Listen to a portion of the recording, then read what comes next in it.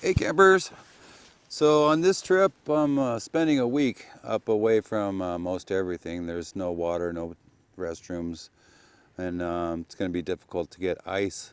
So that was a consideration I had before I even left, is knowing that my cooler is not going to hold out for the whole time.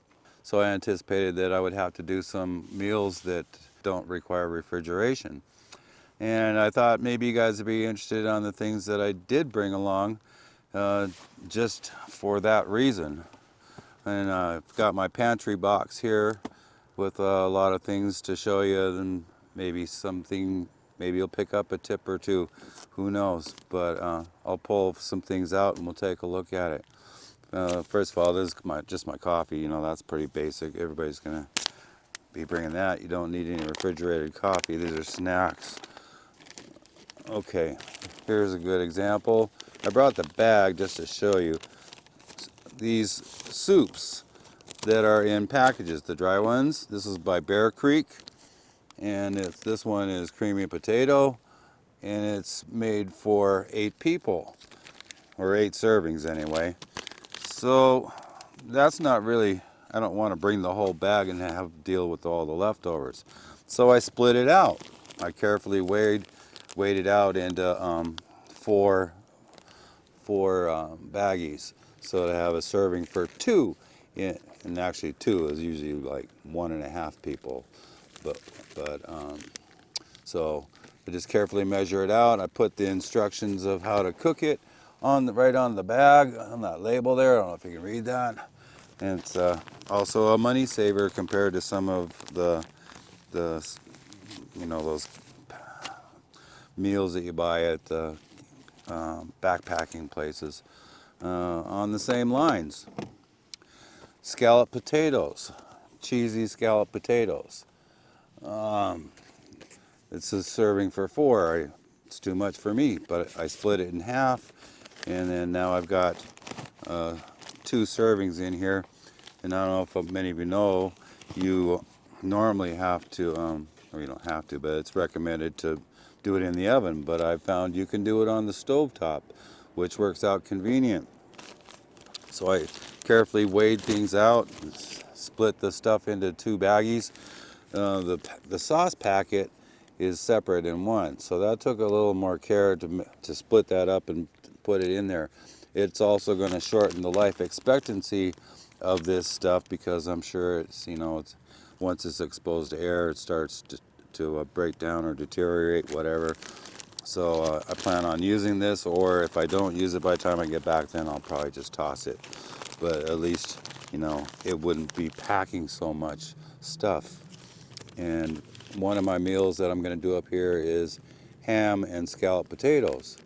So you might check out that video because of how I'm going to deal with the ham. Moving on, we've got, okay, let's talk about milk. So there's like 3 choices that I've found to do with non-refrigerated milk. First off is your powdered milk. I'm not even going to dig it out, but I have powdered milk there. I was going to do a taste test, but not even going to bother. That powdered milk stuff, it's non-fat. It's just, unless it's ice cold, I can't stand it. Your other option is evaporated milk. Not condensed milk, evaporated milk. Now this you would mix 1 to 1, and it would be a whole milk. I haven't really had much experience with it, but it would just make more than I need in at one time that I can use. So my ideal perfect answer for that is these little cartons of ultra homogenized milk, and they're shelf stable, which is great. I mean, this one's a whole milk. There's also a skim milk one you can get, and it's 1 serving size. Don't have to worry about keeping it cool. And this is my go-to for bringing milk. This is just canned pineapple for a recipe, a basically there. Okay, for meats for breakfast, you might not be able to pack on bacon or sausage and keep it cold. Well, you can always have some canned corned beef hash or roast beef. This one's roast beef hash because I don't really care for corned beef hash that much, but that's not a breakfast option where you don't need to keep a cold meat. Don't forget cereal. Cereal's great to bring along. Put it in a baggie in a single serve size or whatever you want. You know, it's light, doesn't take up much space, and now that we have a good answer for the milk. Egg noodles. I'm going to be doing a dish with this. I'm going to be making tuna casserole and in my Dutch oven probably, and that'll be a nice meal. Let's see, in here we got Pop-Tarts, of course. The Pop-Tarts are great. Did you know that that's the first thing that flies off the shelves in a natural disaster area, like Walmart's and that? It's the first thing that's gone because you can eat it breakfast, lunch, or dinner. You can eat it hot, you can eat it cold, and it's, you know, it's self-packaged. Peanut butter. Did you know that peanut butter comes in these little packets here? You don't have to bring a whole big jar or stuff, and it's just shelf stable. You don't have to worry about keeping it cold. Same with jam. You don't have to refrigerate jam.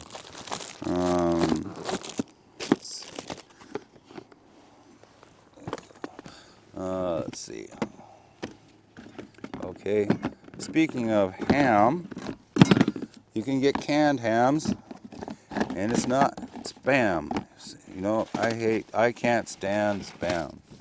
But so I did a lot of reading around on the different canned hams, what was good, what wasn't.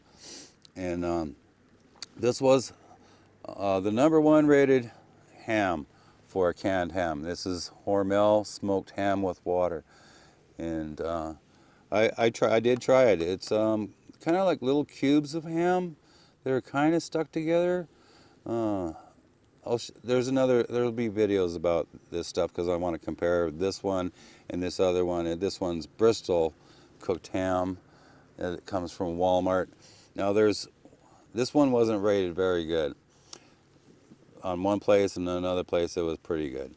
Though one of the better rated ones, #2 after this one, was DAK, D-A-K. Walmart was out of it at the time when I went to get it, which was kind of a bummer because I wanted to try out the top 2, but we try this out later. I think this one might work well on sandwiches, and this one might work well for my ham and scalloped potatoes.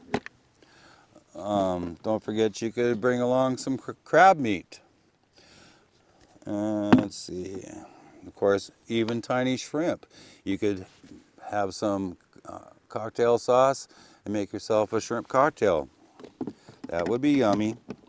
Of course, you got your basic canned stew. There's not a whole lot of options on beef.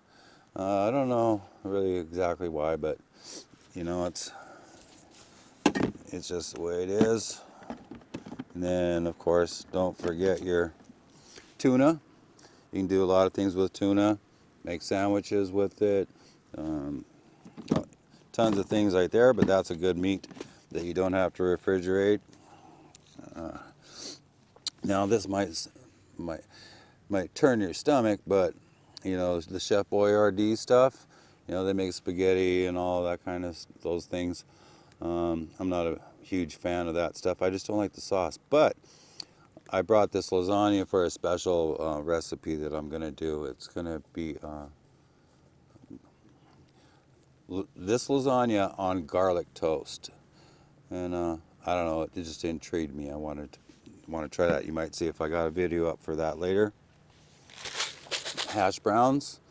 These are just awesome.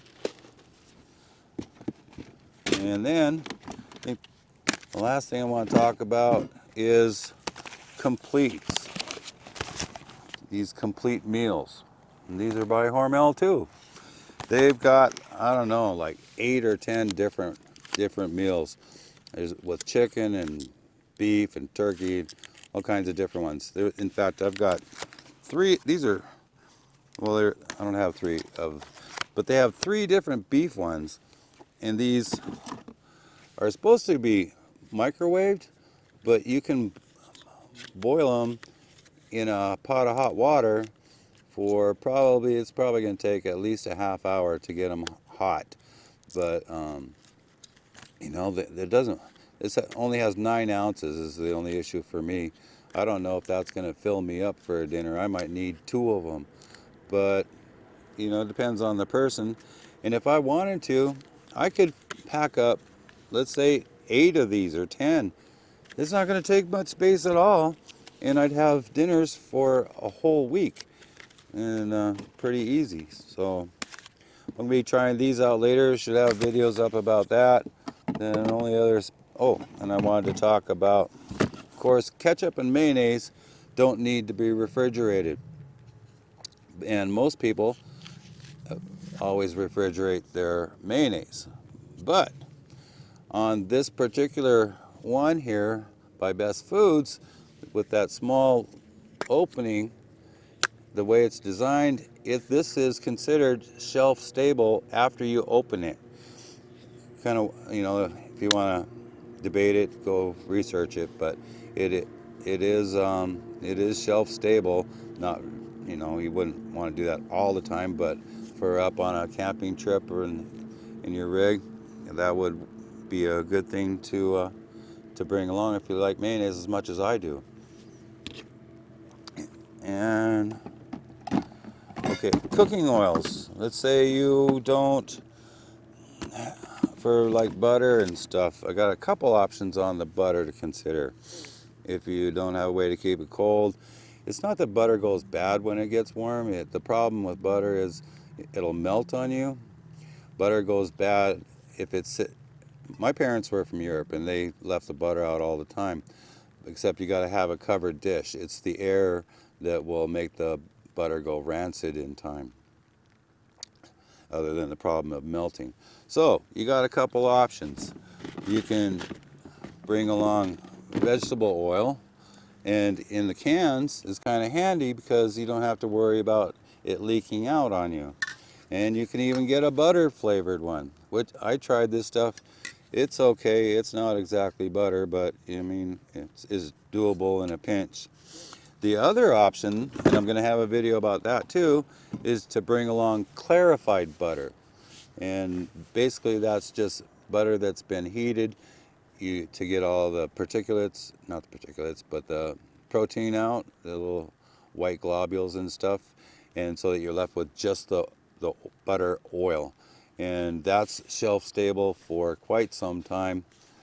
And I'm going to have a video about how to make clarified butter in case you don't know, and you might check that video out. So those are just a few of the things I wanted to share with you. Instead of bringing fresh lemons and limes, you can bring along these.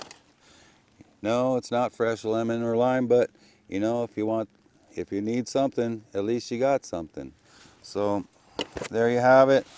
Talk to you later.